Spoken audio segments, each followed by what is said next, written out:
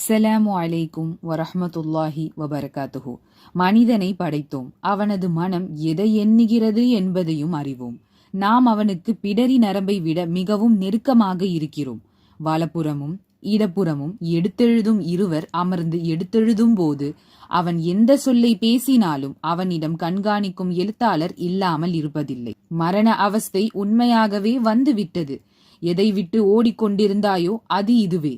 சூர் ஊதப்படும், இதுவே எச்சரிக்கப்பட்ட நாள். ஒவ்வொருவரும் இழுத்துச் செல்பவருடனும் சாட்சியுடனும் வருவர். இதில்தான் நீ அலட்சியமாக இருந்தாய். உன்னை விட்டும் உனது திரையை நீக்கிவிட்டோம். இன்று உனது பார்வை கூர்மையாக உள்ளது.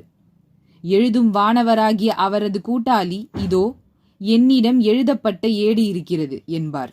பிடிவாதமாக ஏக இறைவனை மறுத்து நல்லதை தடுத்து வரம்பு மீறி சந்தேகம் கொண்டு அல்லாஹ்வுடன் வேறு கடவுள்களை ஏற்படுத்தி கொண்டிருந்த ஒவ்வொருவரையும் நீங்கள் இருவரும் நரகில் போடுங்கள், இவனை நீங்கள் இருவரும் கடுமையான வேதனையில் போடுங்கள் என்று அவ்விரு வானவர்களுக்கும் கூறப்படும்.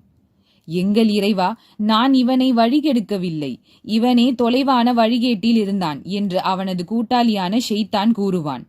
என்னிடம் தர்க்கம் செய்யாதீர்கள், உங்களிடம் முன்னரே எச்சரிக்கை செய்துவிட்டேன். என்னிடம் பேச்சு மாற்றப்படாது.